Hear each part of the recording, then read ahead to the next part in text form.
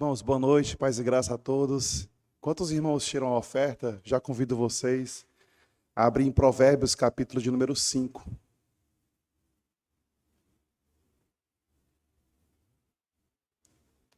Nós vamos ler Provérbios, capítulo 5, do verso 1 ao verso 18. Feliz estar com os irmãos, nosso primeiro culto de jovens da nossa igreja, Igreja Bíblica Monte Sião. Feliz pelos irmãos da nossa amada congregação e com os demais irmãos também que estão nos visitando. Sintam-se bem-vindos e a igreja recebe vocês com a maior alegria e é sempre uma satisfação conhecer parte da nossa família, porque vocês também são a nossa família. Afinal de contas, nós um dia todos estaremos juntos nos céus. Provérbios 5, versículo 1 ao 18.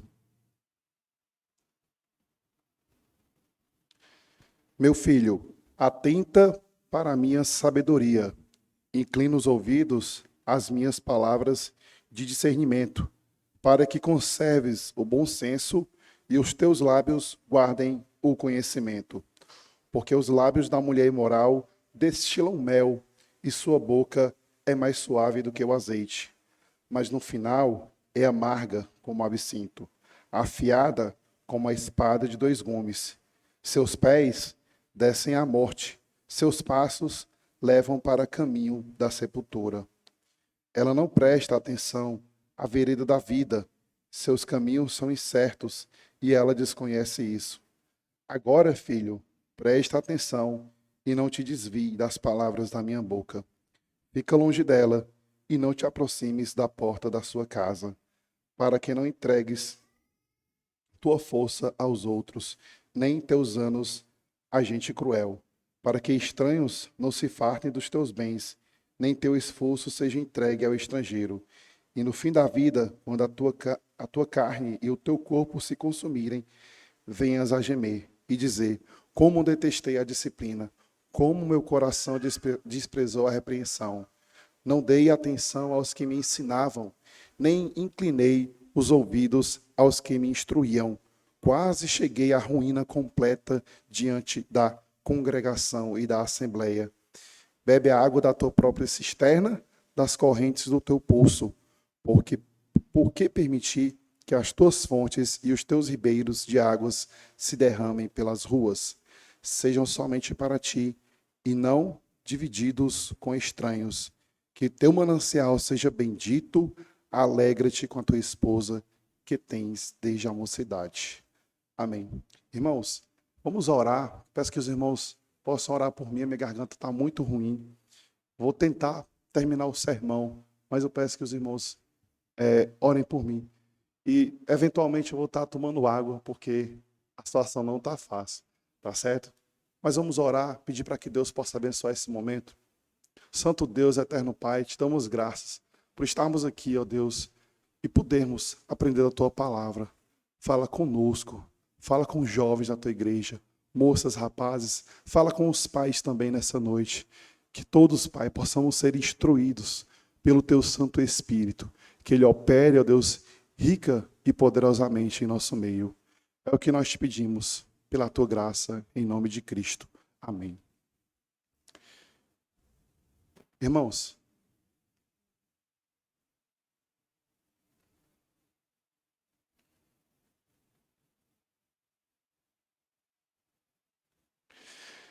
esse capítulo que nós lemos, capítulo 5 do livro de Provérbios, ele é diferente dos demais, porque nele os pais estão dando uma espécie de instruções específicas, instruções estas da parte de Deus para o filho este que está prestes a adentrar e a se tornar um adulto, e assim entrar num relacionamento, envolvimento emocional e afetivo com outras pessoas.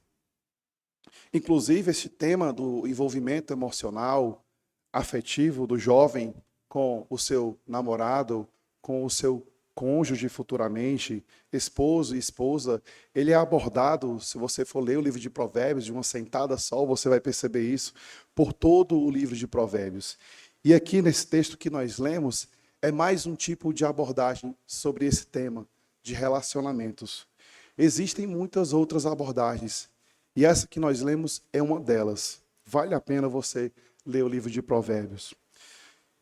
E o livro de Provérbios, ele tem essa preocupação de instruir o jovem que está adentrando a sua fase adulta, que está iniciando nos seus relacionamentos. No texto lido, ele adverte contra a mulher imoral e os cuidados que aquele filho deveria ter com relação a essa pessoa. Apesar, irmãos, e aqui é importante que todos percebam isso, de originalmente serem instruções do pai para o filho a respeito daquela mulher imoral, sedutora, esse texto se aplica perfeitamente à filha e não apenas ao filho a respeito ou contra um homem sedutor e não apenas a mulher sedutora. Então a gente por várias vezes vai falar de filho, vai falar de mulher sedutora, mas entenda que essa palavra também é para as filhas, é para as moças, contra não apenas as mulheres sedutoras, mas o homem sedutor. Então, o desafio que o pai tem com esse jovem é que o filho, ele ouça os ensinos do pai e eles preservem a discrição e o conhecimento. Veja o que diz, e aí a gente vai pontuando alguns versículos, os versos 1 e 2. Meu filho, dê atenção à minha sabedoria, incline os ouvidos à minha inteligência, para que você conserve o discernimento e para que os seus lábios guardem o conhecimento. A gente sabe que quem escreveu o livro de Provérbios, em sua maior parte, não foi apenas ele, mas a maior parte do livro de Provérbios foi escrito por Salomão. E eu creio, irmãos, que vocês conhecem a história de Salomão. Salomão, ao escrever estes versos, certamente tinha em mente sobre os perigos que a vida adulta traria para os filhos. Afinal, o próprio Salomão, que nós bem conhecemos, ele foi atraído por mulheres pagãs, por mulheres estrangeiras, que o levaram ao seu afastamento de Deus. E, consequentemente, o reinado que começou tão próspero como o de Salomão, caiu em um declínio espiritual. Muito por conta dessas mulheres que o atraíram e que o distanciaram do Senhor.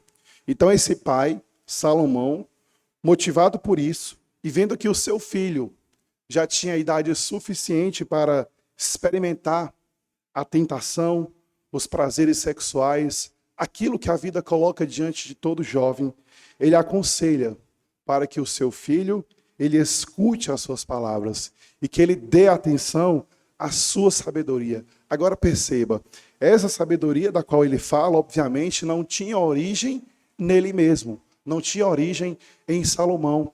Lembra lá de Salomão, quando ele iniciou o seu reinado, Deus chegou para ele e falou: Salomão, pede o que queres. O que foi que Salomão falou?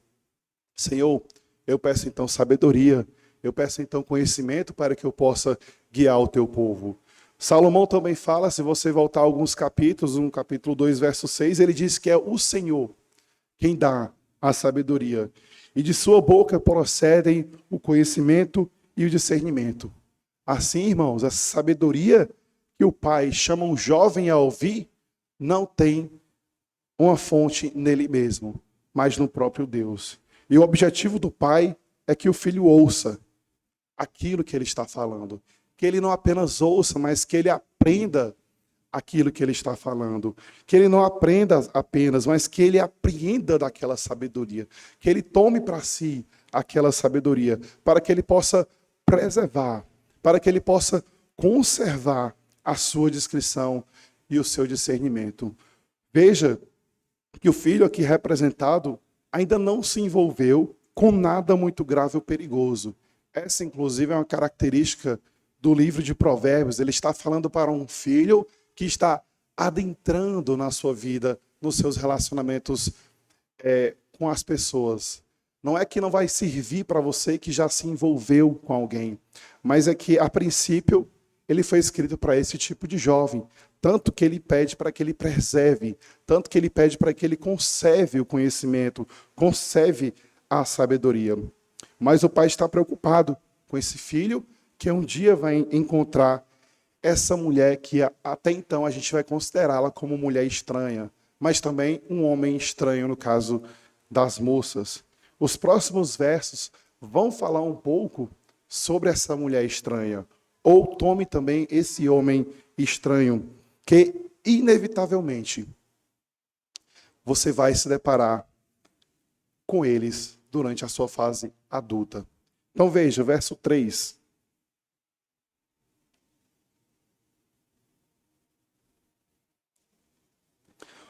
Veja as características dessa pessoa.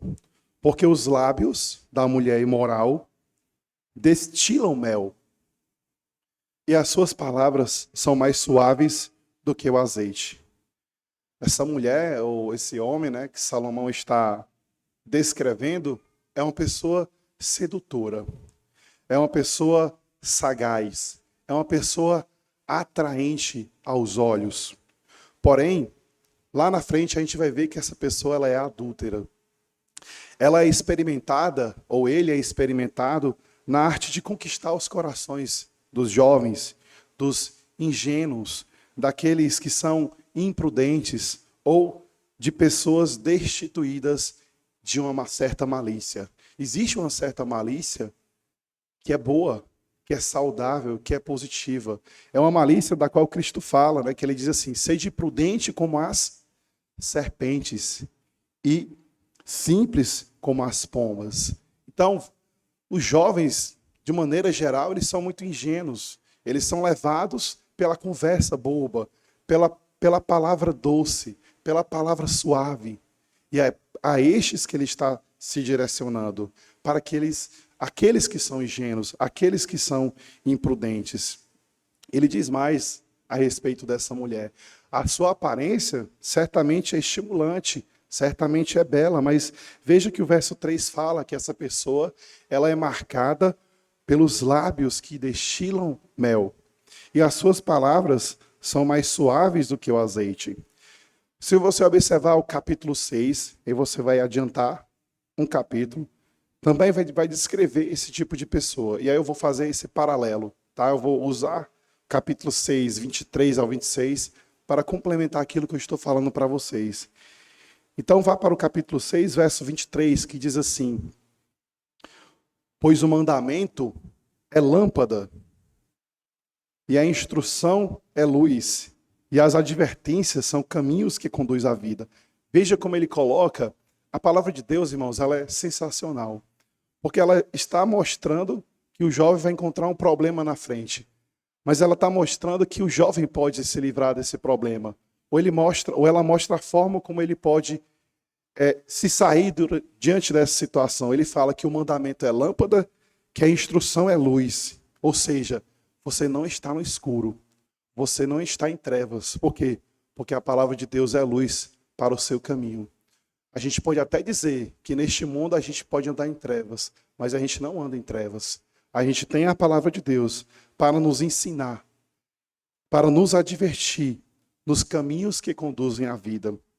O verso 24, ele diz: para que precisa disso tudo? Porque eles te protegerão da mulher imoral. E mais, dos falsos elogios da mulher leviana. Lembra do que a gente falou dessa mulher? Ela tem lábios o quê? Lábios que destilam mel. O papo dela é o quê? São palavras suaves, mais doces que o mel, mais suaves que o azeite. Mas esse verso diz o quê? São falsos elogios. Tudo é falso. O papo dessa mulher é falso. A conversa dessa mulher é falsa. Verso 25. Não cobice em seu coração a sua beleza, nem se deixe seduzir por seus olhares, pois o preço de uma prostituta é um pedaço de pão, mas a adúltera sai a caça de vidas preciosas. Hoje, nós, vocês, eu também sou jovem, já fui mais jovem, vivemos numa crescente onda propagandista a respeito da pornografia. E esse texto vai de encontro a isso, de contra a ideia da pornografia. A pornografia, qual é o objetivo dela? De forma bem enxuta, é fazer você sentir-se no lugar daqueles personagens, no lugar daquela mulher ou no lugar daquele homem que está ali em ação diante daquela câmera. A pornografia tem esse objetivo, de fazer com que você se sinta lá e te leva ao pecado. Mas o texto diz, não cobice no seu coração a beleza daquela mulher ou a beleza daquele homem que está diante daquela tela. Esse texto também nos mostra que os jovens não deveriam se envolver em relacionamentos apenas pela beleza, apenas pelo exterior ou um corpo belo. Porque a beleza externa, a gente sabe, irmãos, ela é efêmera, ela é passageira, muito mais vale aquilo que está no interior, no nosso interior. Mais adiante, eu queria levar vocês agora para o capítulo 7. O pai vai descrever especificamente a situação daquele filho na qual ele estava advertindo no capítulo 6. O que foi que aconteceu com aquele filho? Veja no verso 6, capítulo 7 agora. Porque da janela da minha casa, Salomão, o escritor falando, olhando pela grade. Veja que agora ele não está instruindo o seu filho face a face. Agora, a ideia que a gente tem é que a instrução já foi dada, o conselho já foi passado, e agora ele está numa situação onde ele não pode fazer absolutamente nada. Ele está o quê? Olhando pela janela. E ele diz que eu vi entre os ingênuos e descobri entre os jovens um que não tinha juízo. Ele ia e vinha pela rua, junto à esquina da mulher estranha, e seguia o caminho da casa dela. No crepúsculo, ao anoitecer, na escuridão da noite, nas trevas. Perceba que aqui é uma progressão, né? Onde é que esse jovem está? Ele está num local onde ele não deveria estar. O pai dele orientou para que ele não procurasse esse tipo de pessoa, mas ele está lá. E o texto fala que ele está no crepúsculo, ou seja, de tardezinha, o sol está saindo, mas fala que ele está ao anoitecer. Fala também que ele está na escuridão da noite. E depois fala que ele está nas trevas.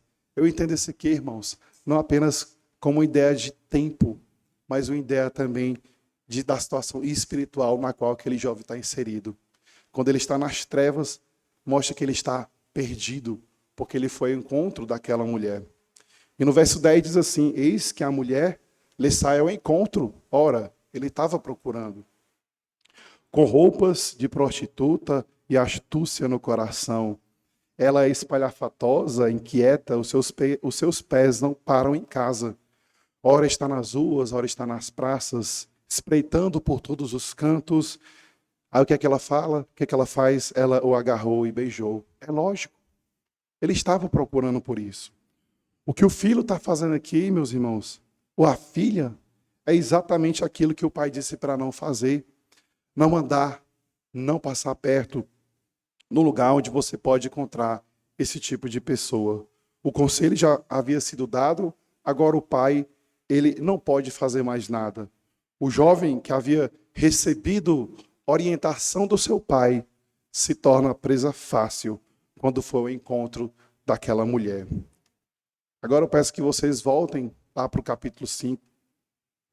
Veja então que a preocupação desse pai e dessa mãe é com quem pode envolver e enveredar os seus filhos, os jovens, por caminhos maus, pois eles sabem que no dia que você, jovem, homem ou mulher, moço ou moça, no dia que você se envolver com esse tipo de pessoa e você entrar num relacionamento com ela, certamente muitas coisas vão mudar. Certamente tudo vai mudar em sua vida. O alerta dos pais é contra as palavras, as histórias dessas pessoas estranhas que os filhos encontrarão em sua vida. A primeira reação que o filho geralmente tem, e eu já fui filho também, eu posso dizer, sou filho, né? É essa. Por quê? Essa é uma pergunta que geralmente os filhos fazem aos pais quando estes tentam adverti-los ou dar conselhos a respeito desse tipo de tema, a respeito desse tipo de assunto. É ou não é? Por quê, pai? Por que o senhor está falando isso? O que o senhor tem contra o meu amigo? O que o senhor tem contra a minha amiga? Só porque ele fala desse jeito? Só porque ele anda desse jeito? Aí o que eles dizem? O senhor está com preconceito. Geralmente, os filhos, principalmente nos dias de hoje, eles são bem agressivos para com os pais. A Bíblia nos diz, irmãos, uma coisa que o jovem não consegue ver. E é por isso que não é preconceito. A Bíblia diz que enquanto jovens, eles não sabem o fim. Eles não sabem o que vai acontecer lá na frente. Então, jovens, quando os seus pais ou os seus líderes de jovem lhes dão um conselho, é porque eles sabem o que pode acontecer. Não é porque eles são adivinhos, não é porque eles são profetas, nem nada do tipo. É porque eles já viram essa história começando e terminando da mesma forma. É porque o tempo de vida dos pais de vocês, das mães de vocês, dos líderes de vocês, é muito maior do que o de vocês. E eles já têm o conhecimento, a carga adquirida ao longo de toda a vida dela. Então eles têm sabedoria, discernimento para instruir vocês. Quando certos caminhos, aos olhos deles, parecem maus. Porque eles já conhecem o fim. Vocês certamente já assistiram desenhos, né? Então existem desenhos, eu já assisti vários desenhos durante a minha fase mais adolescente. Então eu tinha desenhos que eu conhecia do início ao fim. Né? Dragon Ball Z, Jiraiya. O único desenho que eu não conhecia do início ao fim, que nunca teve um fim, que foi Caverna do Dragão. Mas veja, pode parecer um exemplo bobo, mas para você que assistiu um desenho desse, você sabe como começa a história, o meio da história e o fim da história. Assim é o pai de vocês quando vocês entram em relacionamentos que aos olhos dos pais de vocês, adquirido da sabedoria bíblica, ele sabe que não vai fazer bem para vocês. Ele já sabe o fim. Ele já sabe o que vai acontecer lá no final da história. Por exemplo, é pecado namorar um rapaz crente ou descrente, ou uma moça descrente? A Bíblia diz isso, irmão. Irmãos, a Bíblia não diz que é pecado namorar um descrente de forma direta. Mas a Bíblia nos dá conselhos que nos fazem entender que essa não é uma atitude sábia, que essa não é uma atitude correta de um cristão. É uma tolice, é uma insensatez você tomar esse tipo de atitude. Então por que o pai ele instrui o filho? É porque ele sabe o que vai acontecer. Veja, é o que o próximo verso vai dizer. Verso 4 a 6. Mas o seu fim é o quê? O seu fim é amargo como o fel e cortante como uma espada de 2 gumes. Os seus pés descem para a morte e os seus passos conduzem ao inferno. Ela não faz plana a vereda da vida, anda errante nos seus caminhos e não sabe. Então, embora a sedução dessa mulher, desse homem, ela venha envelopada de palavras doces, o fim dessa linha, o fim deste caminho, ele é amargo. Ele é como um fel. Ele é como o absinto. Talvez algumas versões de vocês estejam assim. E o que é isso, irmãos? Fel ou absinto? Era um tipo de planta medicinal que as pessoas usavam antigamente, com fins medicinais, claro, mas que era bastante amarga. Eu só consigo me lembrar do chá de boldo. Minha mãe me dava, curava, mas ele era muito amargo. Assim também, irmãos, é o pecado. O pecado, ele é, diante dos nossos olhos, ele é atraente, ele é doce, mas ele é perigoso para a nossa alma. Tem cheiro de prazer, mas exala enxofre. Enxofre tem um cheiro parecido como de ovo podre. Ele tem um colorido atraente, mas depois revela densa escuridão. Traz numa bandeja de prata toda sorte de aventuras para você. Mas depois escraviza, depois atormenta você. Faz propaganda da vida, mas no final asfixia e mata.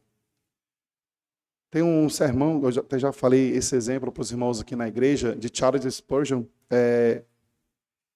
O sermão é o banquete de Cristo e o banquete de Satanás. E aí ele pega esse sermão, a gente sabe que Charles Spurgeon era bastante alegórico, e aí ele pega esse sermão baseado lá nas bodas de Caná da Galileia, no primeiro milagre de Jesus, quando ele transforma água em vinho.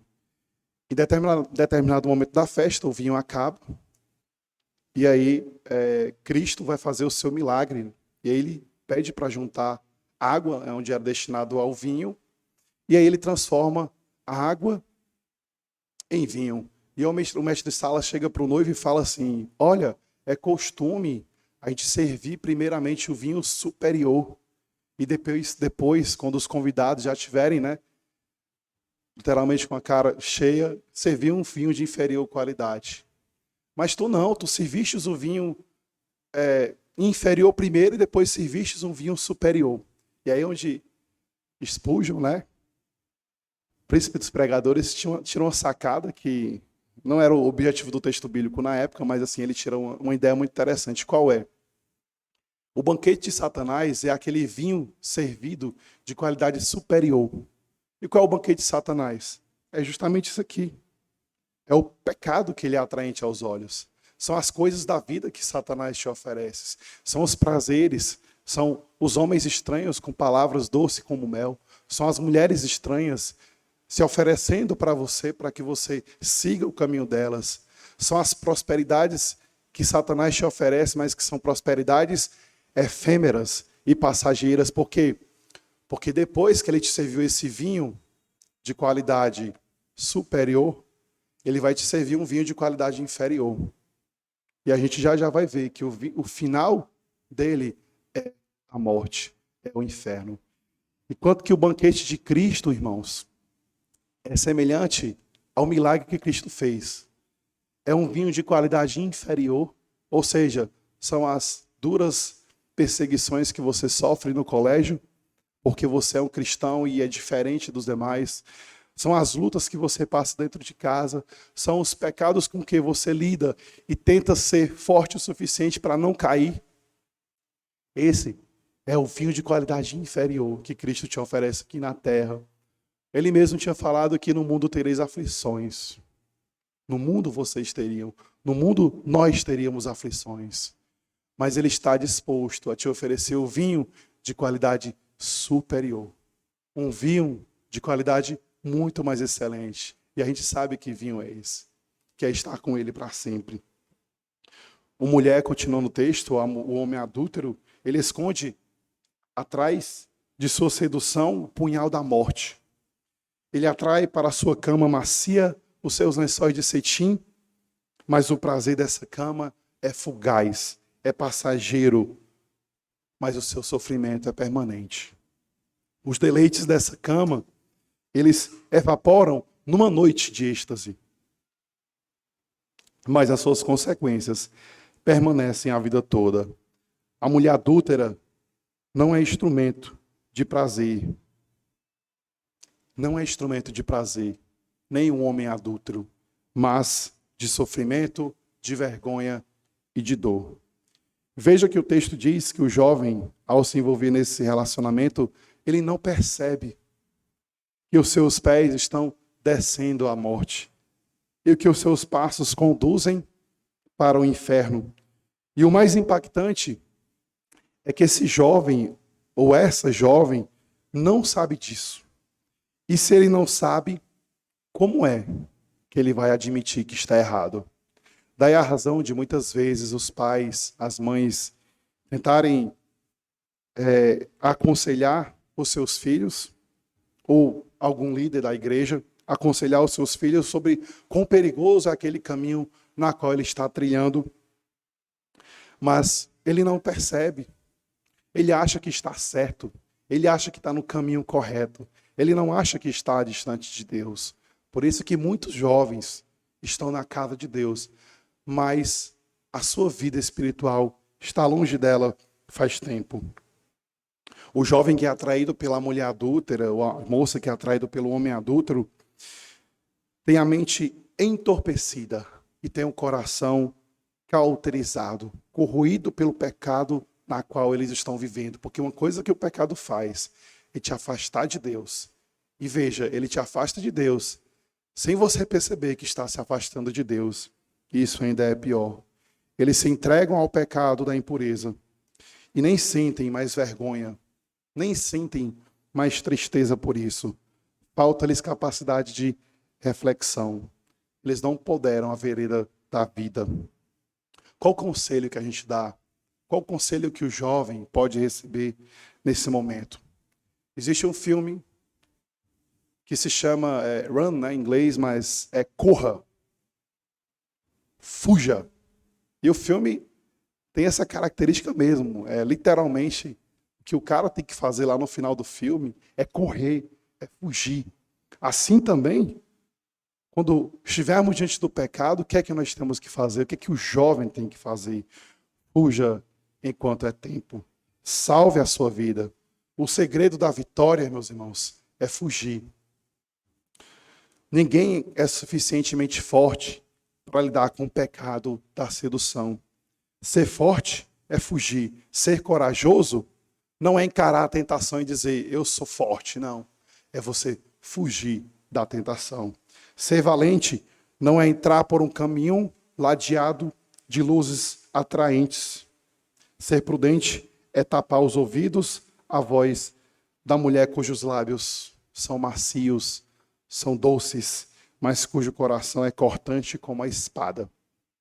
Ser sábio é nunca começar uma conversa que poderá desembocar na cama do adultério. A partir do verso 7, o que vamos notar é uma série de instruções propriamente ditas desse pai e dessa mãe para o seu filho. Veja o verso 7. E agora, meu filho, escute o que eu te digo, e não se desvie das palavras da minha boca. O interessante é que o pai, ao dar a instrução ou orientação para o filho, ele também já mostra o que ele deveria fazer. Ele não fala apenas o que deveria ser feito, mas ele fala como ele deveria fazer. E qual é a instrução aqui? Escuta o que eu digo. Ou, em algumas versões, dai-me ouvidos. E como ele fala que ele deve fazer isso? O que isso significa? Você não deve se desviar das palavras da minha boca. É assim que você dá ouvidos ao seu pai. Como? Não se desviando das palavras da sua boca. Aqui, irmãos, é regra geral. Pode ser que, eventualmente, seu pai, sua mãe é pecador, cometa alguns excessos, mas regra geral é isso daqui. Em geral, os nossos pais estão certos e nós, quando achamos que estamos certos, estamos errados. E essa, por sinal, é uma característica desse tipo de instrução, porque esse verso nos leva a pensar na questão do desviar-se da palavra de Deus. E eu creio que tem alguns pais que estão aqui, e esses pais, eles não desejam que o seu filho, em nenhum momento, possa se desviar dos caminhos do Senhor. Mas as palavras que os pais falaram aqui através de Provérbios é diferente das palavras que você, pai, você, mãe, fala para o seu filho. Por quê? Porque essas palavras aqui, elas tinham peso, né, de inspiração divina. Não que você não possa dar uma instrução vinda da parte de Deus, mas não queira achar que sempre aquilo que você vai falar, pai ou mãe, o seu filho vai ouvir. E sempre aquilo que você vai falar, pai ou mãe, é palavra de Deus. Aqui era a palavra de Deus. Aqui era orientação vinda diretamente de Deus. Porque pode ser que chegue um dia que talvez o seu filho não ouça a sua palavra. Mas ore, essa é a minha oração também, que um dia eu serei pai, para que, se o seu filho não escutar a sua palavra, ele possa escutar a palavra de Deus. Esse é o importante.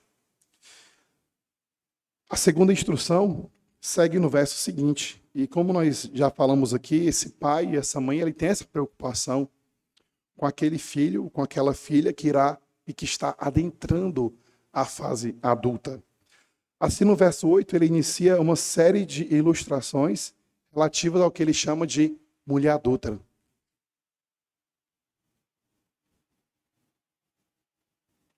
Veja o que diz o verso 8.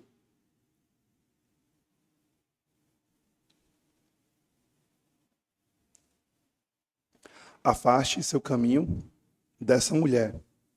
Não se aproxime da porta da casa dela. E aqui, como a gente já falou, pode ser um homem ou pode ser uma mulher adúltera. Os dois são plenamente possíveis. Como é que a gente deve entender, irmãos, essa instrução?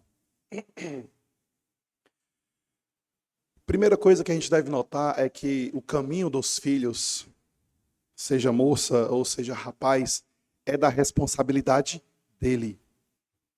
Você, rapaz, você, moça, o caminho que você vai seguir não é responsabilidade dos seus pais. Os seus pais, com certeza, já te passaram a orientação, ou estão te passando. A responsabilidade é sua. Outra coisa que o texto diz, ou, na verdade, ele não diz que nós devemos tentar excluir os adúlteros da humanidade. Não. O texto não vai dizer isso. Mas o texto vai dizer que os filhos devem se afastar do caminho desse tipo de gente. E aí você pode perguntar, mas o que significa esse caminho? E a ideia de caminho aqui em Provérbios, ela é mais complexa do que simplesmente você trazer uma ideia de rota ou trajeto, né? Onde você coloca lá no GPS, onde você está, para chegar em determinado local. Não é esse o caminho que Provérbios está falando aqui. Caminho é o seu estilo de vida, a forma como você vê as coisas. Caminho é a sua maneira de agir perante a sociedade, perante as pessoas, perante a sua família. Caminho aqui é portar-se. Como é que você se porta diante das pessoas? O caminho aqui é como você se relaciona com outras pessoas. E aí eu vou pedir para que vocês, novamente, vá para o capítulo 7, a partir do verso 6. Veremos como esse jovem não deve se portar, não deve seguir esse caminho que nós estamos falando aqui. Capítulo 7, verso 6, diz: porque da janela da minha casa, olhando pela grade, vi entre os ingênuos e descobri entre os jovens um que não tinha juízo. Apenas um adendo aqui, tá, irmãos? O texto ele é bem claro. Não é todo tipo de jovem que é carente de juízo. Ele fala aqui de um. Ele viu entre muitos jovens um que era carente de juízo. E fala que esse jovem, verso 8, ele ia e vinha junto à esquina da mulher estranha e seguia o caminho da casa dela, no crepúsculo, ao anoitecer, na escuridão da noite, nas trevas. Qual o estilo de vida desse jovem? Veja que o estilo de vida desse jovem o torna mais vulnerável ou menos vulnerável, irmãos? Mais vulnerável. A instrução do pai foi para que ele fizesse o quê? Fugisse, se afastasse desse tipo de pessoa. Ou seja, que ele deveria criar um caminho ou um estilo de vida que não incluísse a proximidade com esse tipo de gente. Mas o que ele faz aqui é totalmente o contrário.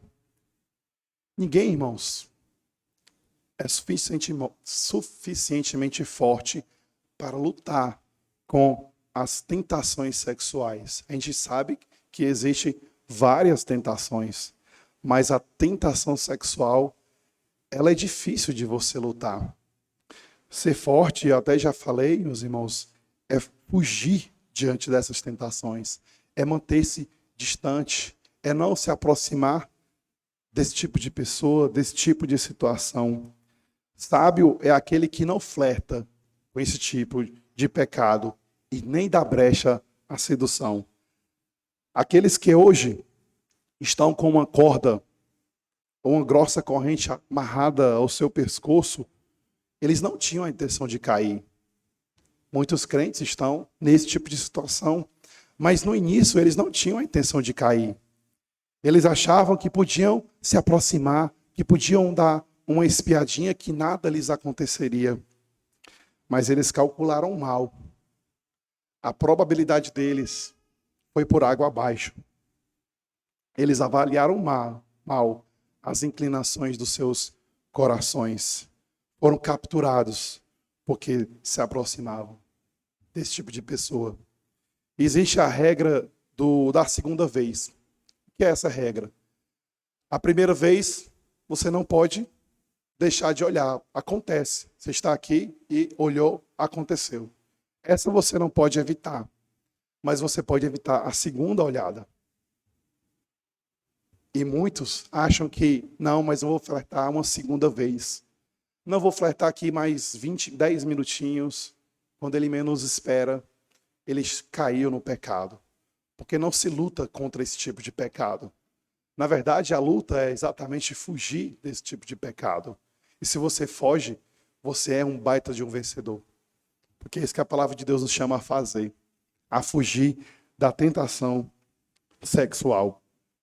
Você pode pensar assim: não, meu irmão, jamais eu me envolverei com esse tipo de pessoa. Porém, você não pode negar o fato de que um dia você terá que lidar com esse tipo de pessoa. E é por isso que eu estou falando isso essa noite. Você pode até dizer que não vai cair, mas certamente vai chegar um momento em que você vai ter que lidar com esse tipo de gente.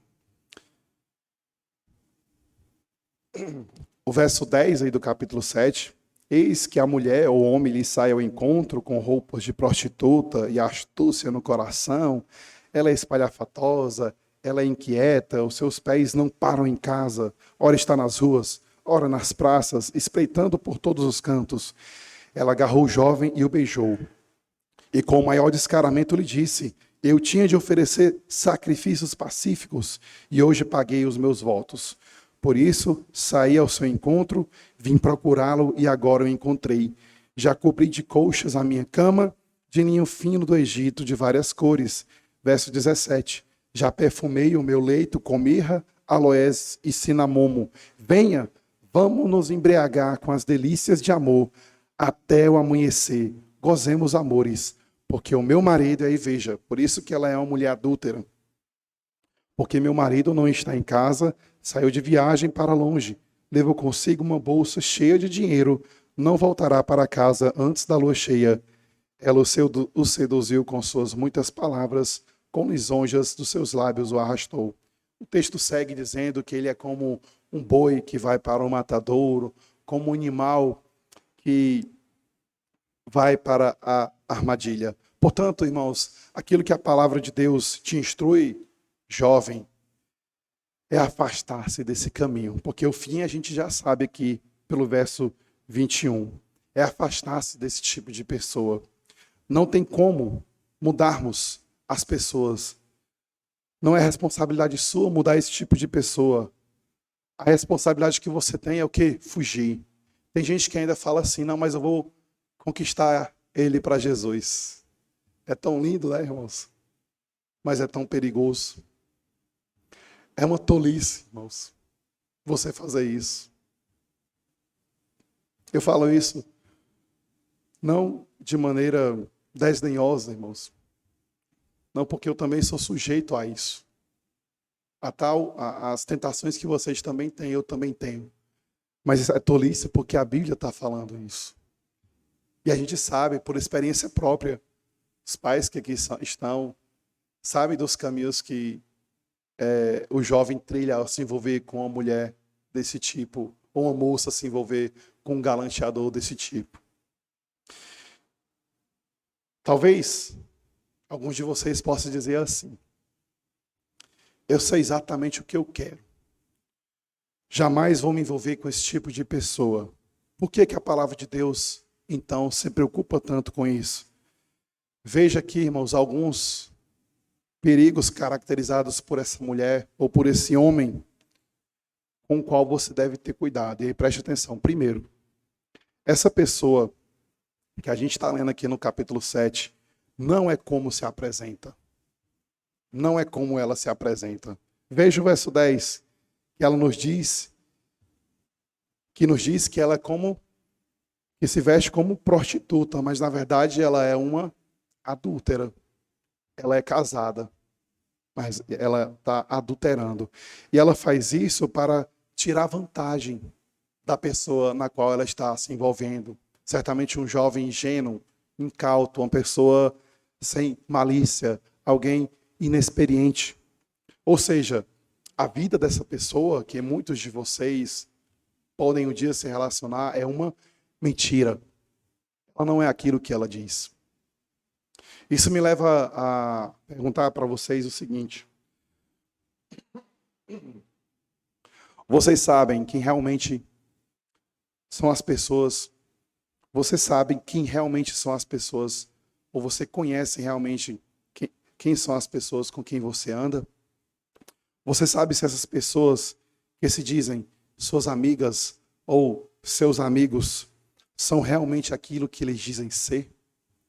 Ou é como essa mulher aqui, uma mentira? Segundo, veja que no verso 12, ela tem como alvo pegar alguém. Ou seja, esse, é o que tudo indica, não é o tipo de relacionamento de uma pessoa que está querendo ser sua amiga ou seu amigo. Não é o tipo de pessoa que está querendo entrar num relacionamento duradouro, porque ela está ali exatamente para quê? Para pegar você. É uma pessoa oportunista. É uma pessoa que procura uma chance para tirar vantagem de alguém. E veja, pode ser você, e nós estamos ouvindo isso essa noite para estarmos atentos. A pergunta que eu faço é: você já perguntou o motivo porque algumas pessoas querem estar ao seu lado? Será que é realmente para ser seu amigo ou ser sua amiga? Será que essa motivação pelo qual elas desejam estar ali do seu lado é uma motivação legítima ou é para querer se aproveitar de você? E você nem está percebendo isso. Terceiro, veja que o verso 18 diz que esse tipo de pessoa promete o que não pode cumprir. Diz o texto que essa jovem adúltera promete te oferecer o quê? Uma noite inteira de prazeres e amores. Queridos irmãos e irmãs, jovens, moças e rapazes, a mentira dessa mulher está no fato de que Deus não nos chamou para ter uma noite de amores. Ele chamou eu e você para termos uma vida inteira de um casamento com Ele. Ontem eu estava num casamento e o pastor falou algo que a gente sabe que é verdade, mas é interessante, que Deus instituiu o casamento e que nós casamos, moças e rapazes se casam e é muito bom, é muito agradável. Foi o próprio Deus que instituiu. Mas o casamento terreno, ele é uma sombra, uma projeção de um casamento muito maior, que é entre Cristo, o noivo, e a sua igreja, que é a noiva. Então a mulher aqui, ela te promete uma noite de prazeres. Cristo, ele te promete uma vida eterna de prazeres com ele. Pode até ser que no início o vinho não seja da melhor qualidade, mas depois ele vai te dar do melhor vinho, de excelente qualidade. Um dia nós adentraremos no casamento com o Senhor. Um dia, essa noiva que somos nós está sendo santificada, para que um dia ela se encontre com o noivo, santa, sem mácula, pura, digna.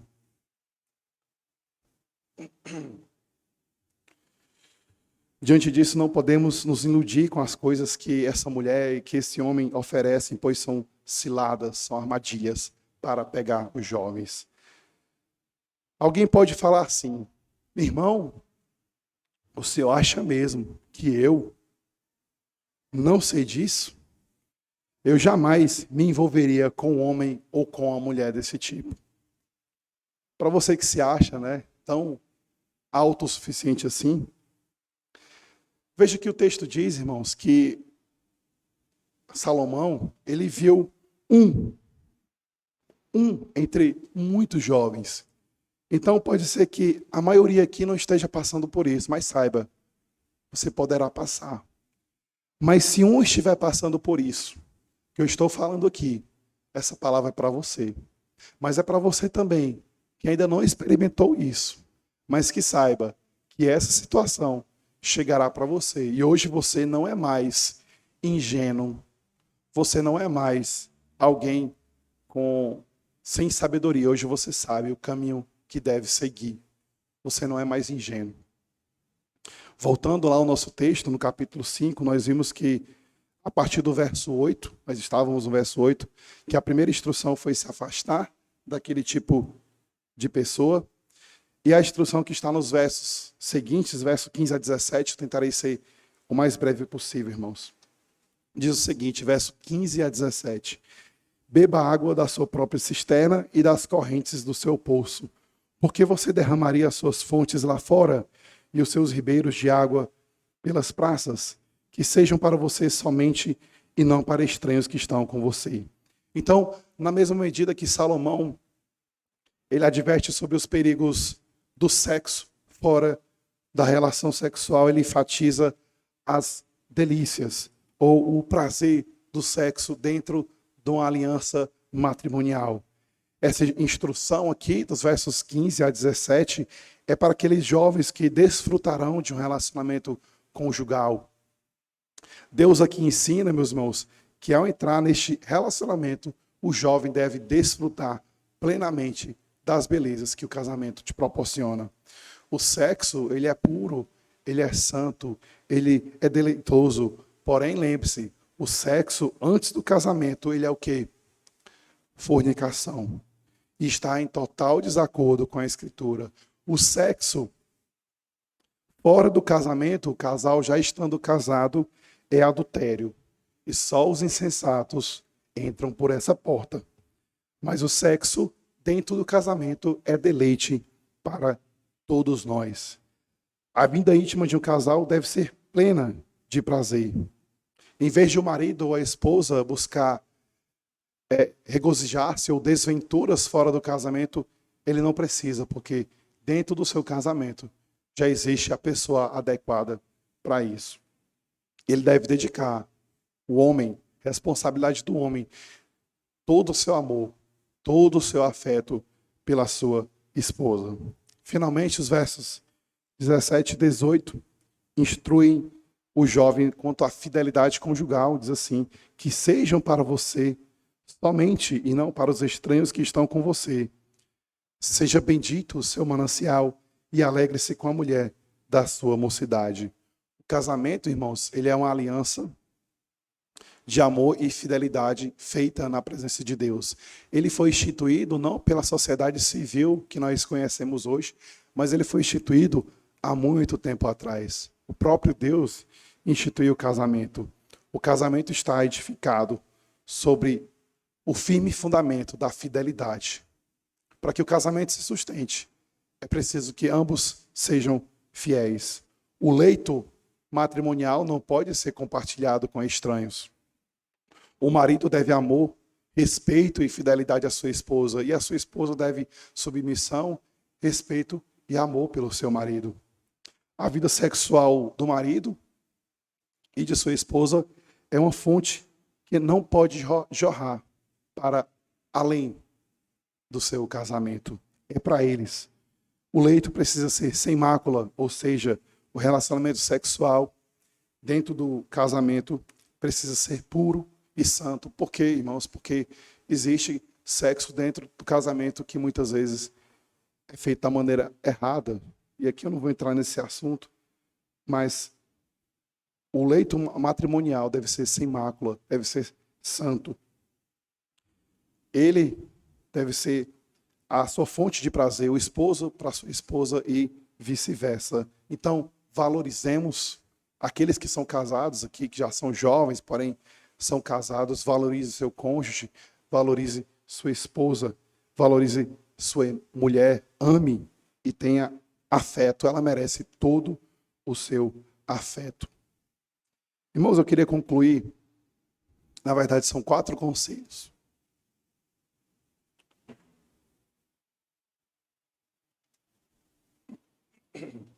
O primeiro conselho é para os jovens que ainda não adentraram num relacionamento amoroso. Tal como esse filho retratado em Provérbios. A gente sabe, eu sei que a nossa sociedade, ela estimula demais o jovem solteiro. Em que sentido? A ter casos, a ter relacionamentos, a se envolver com pessoas de todo tipo, a ter namorado, a ter namorada, viver de maneira totalmente sem compromisso. Porém, irmãos, isso não é o padrão que a gente vê na Escritura. Portanto, fuja disso.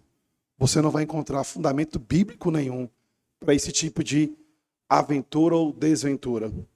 Nós vimos que a Bíblia orienta a vocês, jovens, serem sábios, serem prudentes.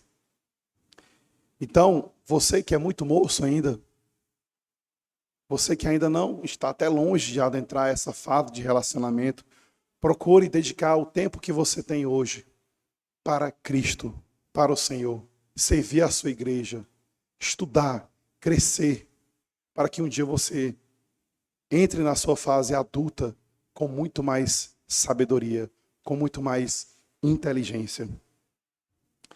E eu oriento também a você a fugir dessas tentações. Lembre da segunda olhada. A primeira ninguém pode evitar, mas a segunda vocês podem. O segundo conselho é para você que está num relacionamento amoroso, mas que ainda não casou. Resista à tentação da intimidade sexual, pois ela é um prelúdio ao ato sexual. Quando você que está num namoro, por exemplo, ou no noivado, permite certas intimidades, o seu corpo automaticamente, biologicamente, irmãos, já começa a se preparar para aquilo ali, para o ato sexual. E parar de repente é complicado. Ou, falando bem francamente, tá, irmãos? Ou você vai se masturbar em casa, ou aquela situação vai parar num relacionamento sexual propriamente dito. É isso que vai acontecer se você não impor limites dentro de um relacionamento no qual você é namorado ou noivo, mas que você ainda não está casado. Estabeleça um limite e vigie o seu coração. O terceiro é para aqueles que já estão casados. Desfrutem do seu relacionamento, vivam aquilo que Provérbios fala, mas também vigiem os seus corações. Porque as tentações do mundo, meus irmãos, são tais quais as de vocês que ainda não casaram. Elas tentam entrar na nossa porta. Então, vigiem os seus corações para que as tentações do mundo não os afastem um do outro. Não é tão incomum a gente encontrar casais por aí que, com o passar do tempo, não cultiva mais o seu relacionamento dentro do lar. Por achar que, temos 10 anos, 20 anos de casado, não precisa mais cultivar o seu relacionamento. Isso não é verdade.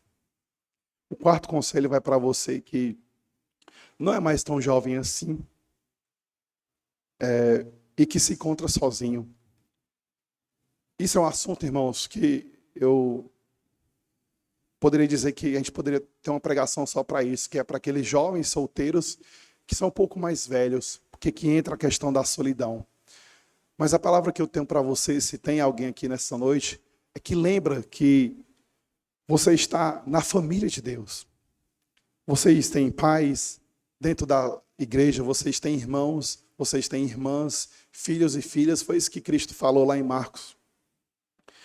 Quem são os meus familiares? São aqueles que estão na igreja. Não necessita necessariamente de constituir uma família física. A igreja é a nossa família. São estes que aqui estão escutando a palavra de Deus, que são a sua família. E é com esse pessoal que você vai viver toda uma eternidade. Com quem você casou, ou se não casou, talvez não faça tanta diferença assim lá na eternidade. Irmãos, vou terminar com uma palavra de oração. E peço que os irmãos reflitam. Creio que consegui atingir todos os públicos. Aquele que ainda não entrou no relacionamento, aquele que já está, aquele que é casado, aquele que não tem perspectiva. Que você possa guardar essa palavra no seu coração e meditar nela. Santo Deus, eterno Pai, te dou graças, Senhor, porque o Senhor mais uma vez falou conosco, a tua palavra foi lida e isso é maravilhoso. Quando a gente lê a tua palavra, é o Senhor falando. Quando a gente expõe a tua palavra, é o Senhor usando de misericórdia para conosco a fim de explicá-la, torná-la mais lúcida. Que nós possamos, ó Deus, ler e reler esse texto, ler e reler Provérbios, para que nós estejamos atentos às tentações. Que os pais que aqui estão possam ensinar os seus filhos através dos conselhos de Salomão. Que os filhos que aqui estão possam ouvir os seus pais e saber que eles já entendem o que vai acontecer. Saber que ele não está ali para causar nenhum tipo de preconceito ou algo do tipo. Ele está ali para preservar o seu filho. Que os filhos possam ouvir as palavras dos pais. Que as moças e os rapazes que aqui estão possam compreender a sabedoria do Senhor através da tua palavra. Assim nos despede em paz para os nossos lares. Nos guarda e nos livra de todo mal. Em nome de Cristo. Amém.